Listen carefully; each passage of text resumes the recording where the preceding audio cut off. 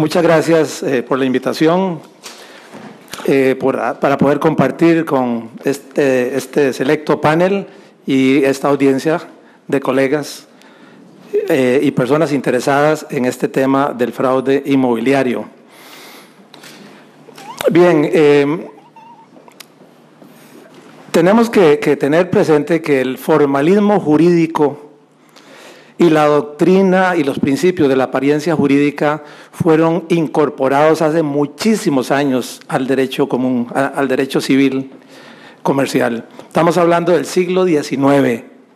A nivel de derecho positivo, por costumbres comerciales viene esta temática de la protección a los terceros adquirentes de buena fe, por lo menos desde el siglo XI, frente al derecho romano, que tenía otro criterio, parecido un poco a lo que nos planteaba don Fernando hace un rato.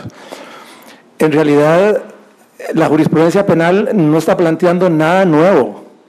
Esto de que haya un fraude, que haya una estafa, nos guste o no, eso es parte del sistema de formalismo jurídico que implantó nuestro legislador hace muchísimos años en nuestro derecho positivo.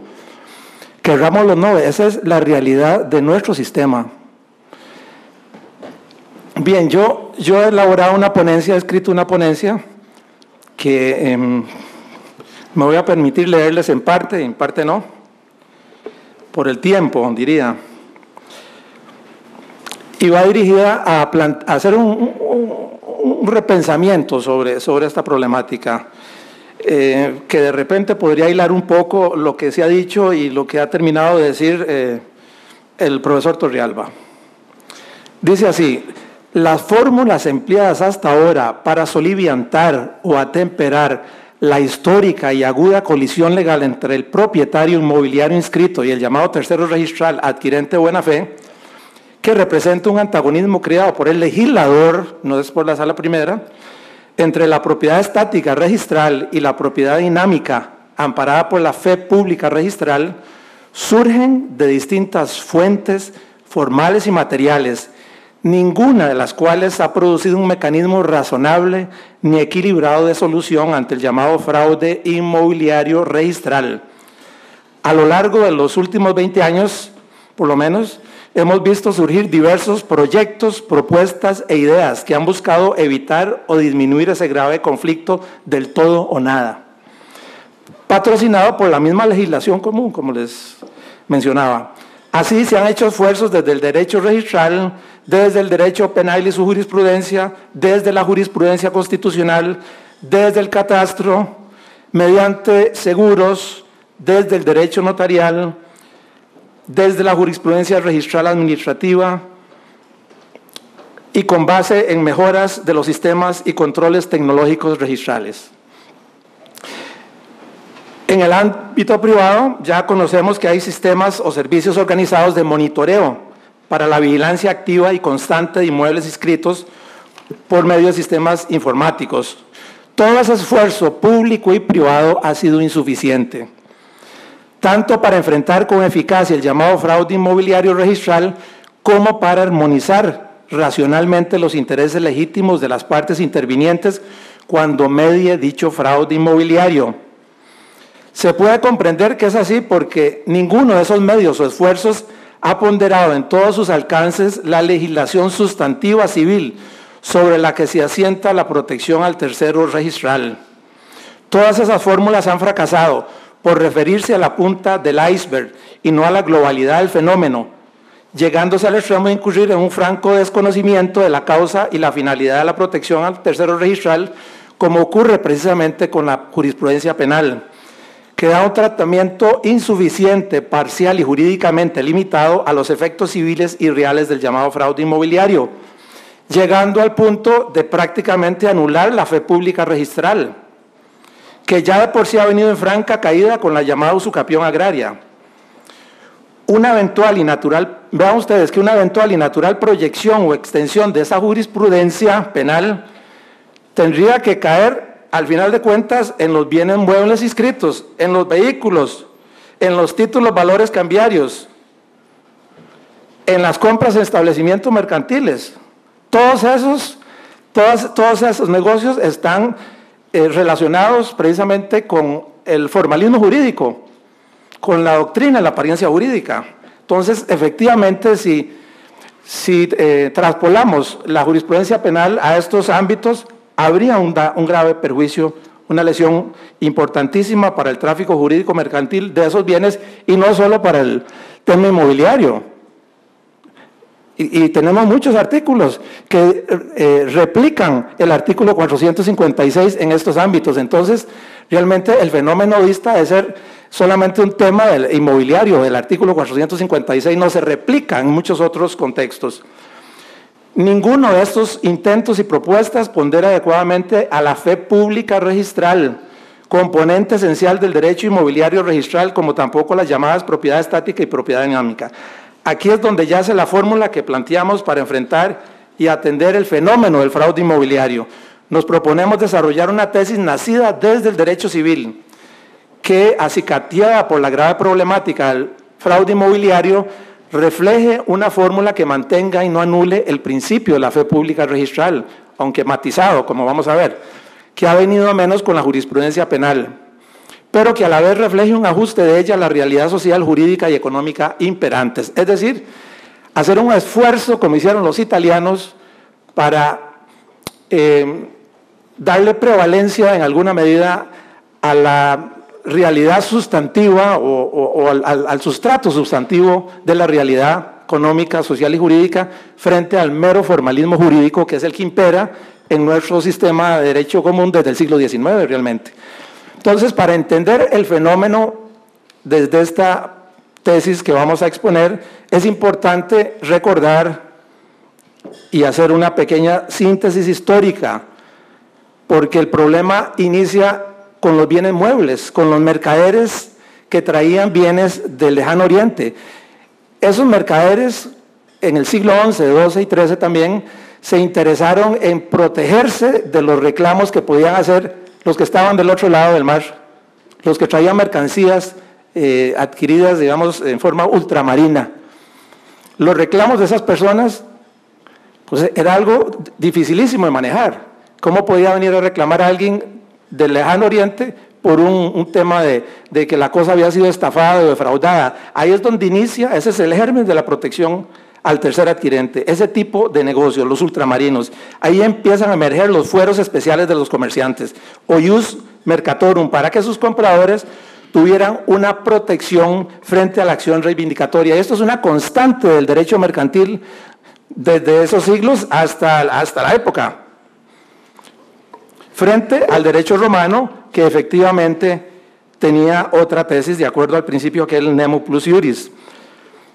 Y vamos a ver que como parte de estos avances del derecho mercantil para proteger a los terceros, se dieron varios pasos.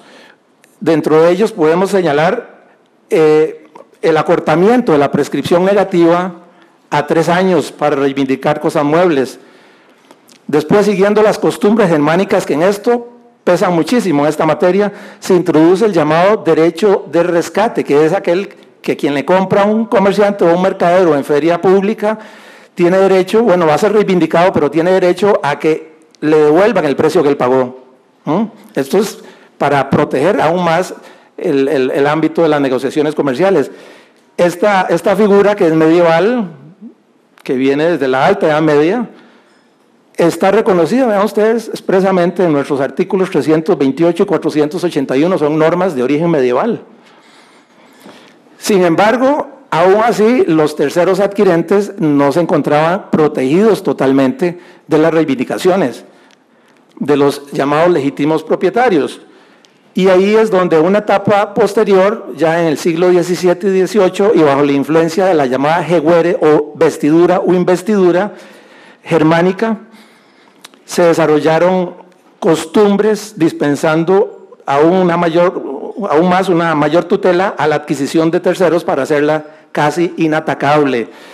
Y encontramos que en el siglo XVIII, gracias a un jurista muy reputado, François Bourgeon, que escribe unos textos, tiene unos tratados de derecho civil común o derecho común, él indica que la Corte de Casación Penal reconocía esas costumbres conforme a la que las cosas muebles, fruto del delito y adquiridas por terceros de buena fe de manos de receptadores, quedaban amparadas al principio que la posesión vale por título. Vean ustedes, estamos hablando de que hace más de 150 años, 200 años, ya la jurisprudencia francesa venía protegiendo a los que adquirían cosas fruto del delito. ¿Cómo es que viene ahora la jurisprudencia penal a hablarnos de este tema? Que es algo que está absolutamente superado y conocido.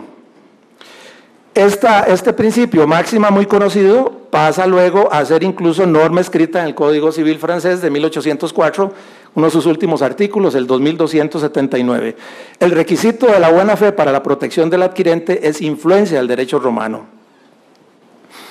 Bien, no me voy a detener en la posterior situación, nada más para decir que a partir, digamos, de estos antecedentes es que se introduce lo que hoy se conoce como la adquisición a non domino, como una verdadera categoría jurídico-legal de amplia difusión en el derecho comparado y con muy diversas manifestaciones, no solo en el derecho civil, sino en el mercantil, que poco se ha dicho de eso, ¿verdad? Quedando el tercero a salvo de reclamaciones de terceros, y recibe este tercero una protección aún mayor en el derecho mercantil que en el derecho civil.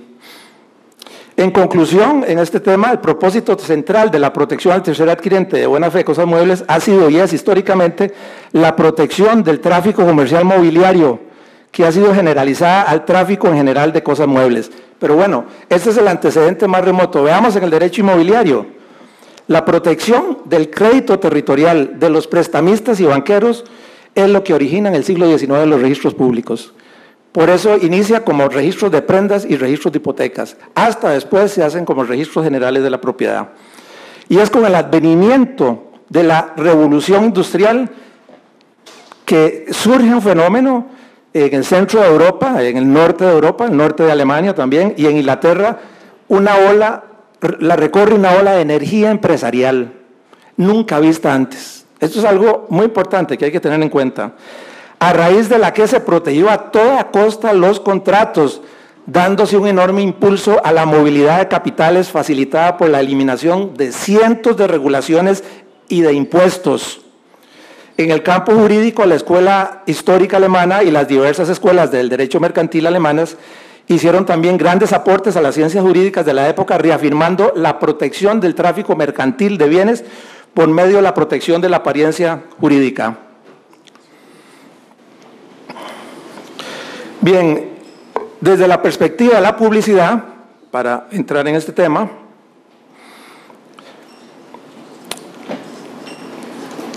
el fundamento jurídico para la protección legal de los terceros confiados en las inscripciones registrales se basa en el principio publicidad, que viene hermanado o amarrado a la fe pública registral, y uno cuyos efectos esenciales y más polémicos, y por el que estamos aquí en este simposio, es el que impone esa fe pública registral una realidad registral sobre una realidad material o extrarregistral. Cuando hay discordancia entre esas dos realidades, el sistema impone la realidad registral. Hay una especie de presunción absoluta. De eso se trata el asunto. Sobre la base de la apariencia jurídica creada por la inscripción. Esto viene directamente del siglo XIX, del mercantilismo del norte de Alemania. De ahí es donde se origina esta protección que hoy se ha generalizado, y ahí es donde es parte del problema de eso. A dicho principio de la fe pública registral se le reconocen dos efectos fundamentales. Uno meramente defensivo, que es la prueba de la propiedad. Yo lo pruebo en un banco, pruebo una certificación, etcétera, o en un juicio. Y un efecto que es el que más interesa, que se llama efecto o fuerza ofensiva de la publicidad, o fuerza ofensiva de la fe pública registral, cuyo fin es proteger precisamente a los terceros que con buena fe y confianza se amparan en la presunción de exactitud y legitimidad de la inscripción registral al momento de adquirir el derecho real. Es este último efecto el que realmente nos interesa. Pero está claro, creo que debe quedar claro y está quedando que el interés general de estos tecnicismos legales históricos es la protección de la economía capitalista, de proteger prioritariamente a quienes generan la movilidad del dinero y nuevas fuentes de negocio, aunque para ello se lesionen gravemente a los propietarios que están durmiendo, como decía Bayet, en la almohada de la inscripción. Los que están tranquilamente poseyendo, ejercitando sus facultades de dominio, esos son las víctimas del sistema. Esto es una visión agudamente liberal y capitalista del mundo y de una sociedad que está atrás en el siglo XIX. Visión que sin duda ha mutado y evolucionado en las sociedades mercantiles en los últimos 100 años. Voy a tratar de resumir porque me pasaron la tarjeta amarilla. Tenía una explicación acá que algo mencionó el profesor Torrealba sobre las discordancias entre la finca registral y la finca física. Creo que esto es importante también, no va a haber tiempo de desarrollarlo, pero sí plantea un dualismo no solo legal, sino moral, que hay dos buenas fe, una buena fe registral y una buena fe general. Hay que tratar de acercar a ambas buenas fes. No puede ser que haya una diferencia moral entre, bueno, el registro dice una cosa, pero la realidad material dice otra. Me voy a hacer de la vista gorda yo como adquirente porque no importa eso, aunque conste en la realidad. Ese antagonismo, esa discrepancia, hay que revisarla y repensarla. Me parece que hay juristas de gran prestigio que han defendido que la posesión por sí misma tiene que tener un valor y lo tiene de publicidad, tanto para muebles como para inmuebles. Ahora, mi ponencia final es que en la sociedad moderna la situación es diferente. Estamos en un estado social de derecho, ya no impera el liberalismo económico del siglo XIX, del centro de Europa y en particular del norte de Alemania. No es posible equiparar el tráfico jurídico al tráfico mercantil jurídico de muebles al tráfico inmobiliario. Ahora hay cosas como la debida diligencia, precontratos, fideicomisos. No hay esa urgencia que requería el tráfico mobiliario en el siglo XIX. Es un error mantener la equivalencia en la intensidad del tráfico es decir, que presenta el tráfico mobiliario con el inmobiliario. Es decir, el legislador del siglo XIX fue indiscriminado en cuanto a valorar la intensidad de los tráficos, del tráfico mobiliario con el inmobiliario. En ese sentido es cuestionable que se mantengan esas ideas propias del pensamiento del liberalismo económico de esa época. Más de un siglo después, la sociedad ha mutado y evolucionado en muchos sentidos, de modo que es factible y pertinente medir y graduar los intereses en juego en el tráfico inmobiliario y sus distintas intensidades para diagnosticar y determinar la pervivencia o no de las razones que condujeron a la protección dada a toda costa al tercer adquirente a partir de la fe pública registral en su efecto ofensivo o de protección de los terceros. Bien, para concluir, tengo estas propuestas de ajuste a la fe pública registral en su eficacia ofensiva. En primer término, se requiere ajustar la buena fe del tercero registral a un concepto ampliado de buena fe, según ya indicamos. Resulta jurídica y moralmente inaceptable que, pudiendo el tercer adquirente conocer la situación real y física del inmueble, contradictoria a la realidad registral, se haga exitosamente de la vista gorda de esa realidad material sin ninguna consecuencia jurídica ni legal. Es pertinente y necesario graduar y reconocer las distintas intensidades del tráfico jurídico conforme a la naturaleza y las condiciones propias de los distintos bienes inmuebles inscritos. Es necesario defender el fondo sobre la forma. A propósito, el caso de las dos muchachas estas que se casaron, ahí ustedes pueden ver esto que estamos hablando, la diferencia. Una cosa es el fondo y la forma. Por la forma pudo la publicidad registral, se casaron. Pero ¿quién en esta sala puede decir en su sano juicio que no debe privar el fondo sobre la forma? Ahí hay un ejemplo, y pueden haber otros muchos. Creo que el profesor Torrealba los mencionó algunos de ellos. Entonces es necesario defender el fondo sobre la forma.